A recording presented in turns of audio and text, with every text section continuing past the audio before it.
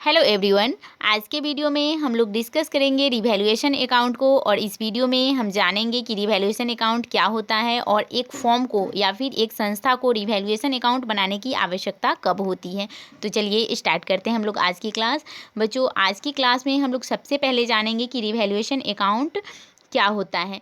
तो जब एक साझेदारी फॉर्म का पुनर्गठन होता है तो साझेदारों के बीच जो उनका लाभ विभाजन अनुपात होता है, दैट मीन्स जो साझेदार होते हैं उनके जो प्रॉफिट शेयरिंग रेशियो होता है उसमें चेंजिंग आ जाता है। तो इस चेंजिंग के कारण ही जो फॉर्म के एसेट्स होते हैं या फिर जो लाइबिलिटीज़ होते हैं उनमें कमी वृद्धि होती है और इस कमी वृद्धि के कारण ही फॉर्म के जो एसेट्स हैं या फिर जो लाइबिलिटीज़ हैं उनका फिर से मूल्यांकन किया जाता है। दैट मीन्स उनका पुनर्मूल्यांकन किया जाता है और उसमें आवश्यक एडजस्टमेंट करने के लिए रिवैल्यूएशन अकाउंट को बनाया जाता है।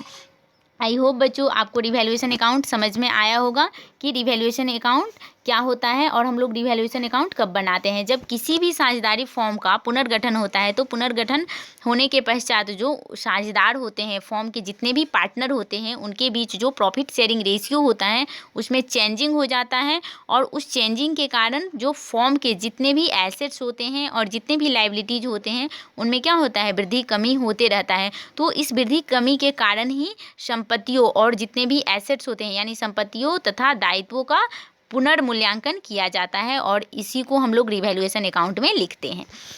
अब देखिए रिवैल्यूएशन अकाउंट क्या है कि रिवैल्यूएशन अकाउंट जो होता है यह एक नॉमिनल अकाउंट होता है। ठीक है। अब देखिए बच्चों, अब रिवैल्यूएशन अकाउंट को बनाने की आवश्यकता एक फॉर्म को कब होती है। जैसे मान लीजिए कि एक फॉर्म जब पुनर्गठित होती है तो उस पुनर्गठन के पश्चात क्या होता है कि जो फॉर्म के जितने भी संपत्ति होते हैं उनका जो प्रेजेंट वैल्यू होता है और जो उनका बुक वैल्यू होता है तो उसमें क्या होता है, अधिक कमी आती है। तो उस समय रिवैल्यूएशन अकाउंट को बनाया जाता है फॉर्म के द्वारा। या फिर मान लीजिए कि फॉर्म के क्या है कि कुछ आउटस्टैंडिंग एक्सपेंस है या फिर प्रीपेड एक्सपेंस है तो उसको लिखने के लिए भी क्या करती है कि फॉर्म रिवैल्यूएशन अकाउंट को बनाती है।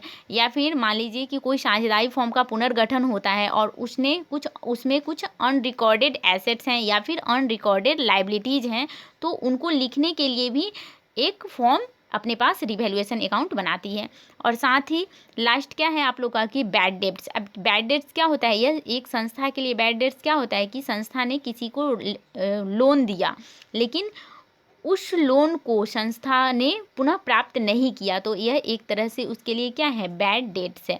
तो इसको भी लिखने के लिए संस्था अपने पास रिवैल्यूएशन अकाउंट को बनाती है। आई होप बच्चों आपको यहाँ तक समझ में आया होगा कि रिवैल्यूएशन अकाउंट क्या होता है, रिवैल्यूएशन अकाउंट क्यों बनाया जाता है एक फॉर्म में, और साथ ही हम लोगों ने यह भी डिस्कस किया कि रिवैल्यूएशन अकाउंट की आवश्यकता कब होती है एक फॉर्म को। अब देखिए अब आगे क्या है कि जब संपत्ति तथा दायित्वों के मूल्य में होने वाले परिवर्तन लाभ विभाजन अनुपात में परिवर्तन के पूर्व की अवधि से संबंधित होते हैं तो पुनर्मूल्यांकन लाभ हानि का विभाजन वर्तमान साझेदारों द्वारा उनके पुराने लाभ विभाजन अनुपात में किया जाता है। ठीक है बच्चों, यहाँ पे मैंने संक्षेप में आप लोगों के लिए लिख दिया है और आप लोग अपने बुक से भी इसको पढ़ेंगे तो और भी आपको ज़्यादा क्लियर हो जाएगा। अब देखिए आगे क्या है कि पुनर्मूल्यांकन खाता क्या है, तो संपत्तियों के पुनर्मूल्यांकन तथा दायित्वों के पुनर्निर्धारण तथा जो भी अनरिकॉर्डेड एसेट्स होते हैं या फिर जो भी अनरिकॉर्डेड लाइबिलिटीज़ होते हैं उनके लिए फॉर्म के पुस्तकों में क्या बनाया जाता है, एक खाता बनाया जाता है जिसे हम लोग क्या कहते हैं, पुनर्मूल्यांकन खाता। दैट मीन्स रिवैल्यूएशन अकाउंट इसे कहा जाता है। और साथ ही रिवैल्यूएशन अकाउंट को हम लोग profit and loss adjustment account भी कहते हैं। और जो रिवैल्यूएशन अकाउंट होता है यह एक तरह का क्या है, यह एक तरह का नॉमिनल अकाउंट होता है जो जितने भी फॉर्म के एसेट्स हैं या फिर जितने भी दायित्व हैं उनके मूल्य में जो परिवर्तन आता है उसके कारण लाभ हानि को क्या करता है, प्रदर्शित करता है। यानी जो हमारा रिवैल्यूएशन अकाउंट होता है एक फॉर्म के जो एसेट्स हैं या फिर जो लाइबिलिटीज़ हैं उनके मूल्य में जो परिवर्तन होता है उस कारण से उस फॉर्म को जो लाभ होता है या फिर जो हानि होती है इनको यह दिखाता है। ठीक है। उसके बाद देखिए अब यहाँ पे मैंने रिवैल्यूएशन अकाउंट को बनाने के लिए आप लोगों के लिए यहाँ पे कुछ यहाँ पे टॉपिक लिखा है। जैसे मान लीजिए कि हम लोग को एक फॉर्म का रिवैल्यूएशन अकाउंट बनाना है। ठीक है। तो रिवैल्यूएशन अकाउंट अगर बनाना है तो हम लोग क्या करेंगे कि जब हम देखेंगे कि उस फॉर्म के एसेट्स में, यानी जब साझेदारी फॉर्म का पुनर्गठन हुआ है तो उसके एसेट्स में जो पहले उनके एसेट्स का मूल्य था और जो प्रेजेंट में उनका मूल्य है उसमें कमी हो रही है या वृद्धि हो रही है। यदि उनके एसेट्स में के मूल्य में यदि वृद्धि हो रही है तो वह संस्था के लिए क्या है, एक प्रकार का लाभ है। तो इसको हम लोग रिवैल्यूएशन अकाउंट के किस साइड दिखाएंगे, इसको हम लोग रिवैल्यूएशन अकाउंट के क्रेडिट साइड में दिखाएंगे। ठीक है। उसके बाद देखिए, यदि संस्था के यानी किसी भी फॉर्म का जब पुनर्गठन होता है तो पुनर्गठन के पश्चात दायित्व को देखेंगे कि उस संस्था के जो दायित्व हैं उनमें कमी हो रही है या फिर वृद्धि हो रही है। तो यदि उनकी लाइबिलिटीज़ में यदि कमी हो रही है तो यह संस्था के लिए क्या है, एक प्रकार की अच्छी बात है और यह एक तरह का लाभ है। तो इसको भी हम लोग रिवैल्यूएशन अकाउंट के क्रेडिट साइड में दिखाएंगे। उसके बाद क्या है कि यदि संस्था के संपत्ति में यानी एसेट्स के मूल्य में कमी होगी तो यह क्या है, फॉर्म के लिए एक तरह की हानि है। तो इसको हम लोग रिवैल्यूएशन अकाउंट के डेबिट साइड में दिखाएंगे।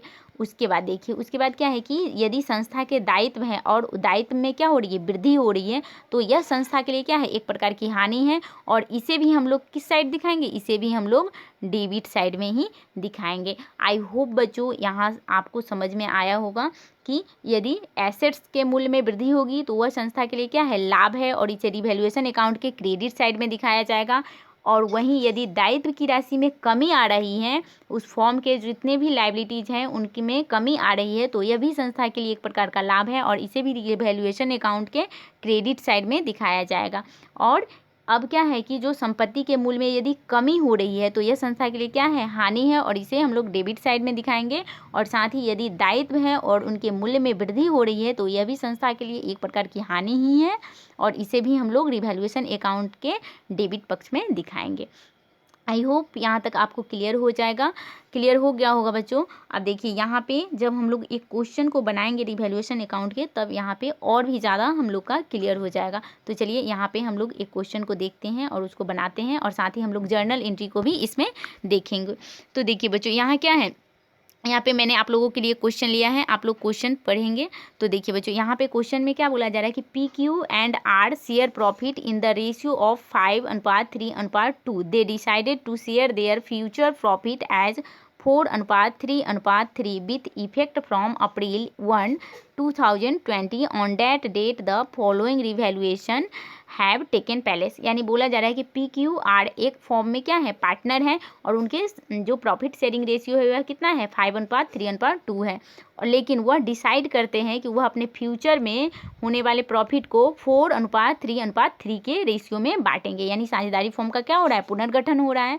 तो अब जब साझेदारी फॉर्म का पुनर्गठन होगा तो जो संस्था के एसेट्स हैं या लाइबिलिटीज़ हैं उनमें भी कमी वृद्धि होगी और इस कमी वृद्धि को जानने के लिए हम लोग क्या बनाते हैं, रिवैल्यूएशन अकाउंट बनाते हैं।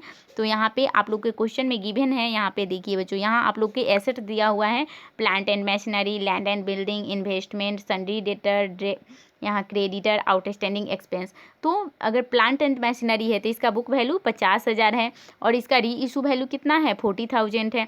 वहीं पे लैंड एंड बिल्डिंग है तो इसका बुक वैल्यू कितना है, 80,000 है और इसका री इशू वैल्यू कितना है, 1 लाख है। ठीक है। तो इस तरह से हम लोग क्या देख रहे हैं कि जो एसेट्स हैं, संस्था के जो एसेट्स हैं यानी उस फॉर्म के जो एसेट्स हैं, प्लांट एंड मशीनरी, इनका बुक वैल्यू कितना है, 50,000 है और री इशू वैल्यू 40,000 है। यानी इनके मूल्य में क्या हो रही है, कमी हो रही है। तो इसको हम लोग रिवैल्यूएशन अकाउंट में किस तरह से दिखाएंगे। तो चलिए अब हम लोग रिवैल्यूएशन अकाउंट को बनाएंगे। वही यहाँ पे नीचे आपके क्वेश्चन में बोला जा रहा है कि partner agreed the revised value of assets and liabilities are to be recorded in the book give, यहाँ क्या है, give necessary journal entry in the book of the form on account of change in profit sharing ratio. ठीक है। तो यहाँ बोला जा रहा है कि प्रॉफिट शेयरिंग रेशियो को वह सहमत है कि हम लोग इस अनुपात में अपने फ्यूचर में होने वाले प्रॉफिट को बांटेंगे। तो आप लोग को रिवैल्यूएशन अकाउंट बनाना है और साथ ही जर्नल एंट्री को भी बनाना है इस क्वेश्चन में।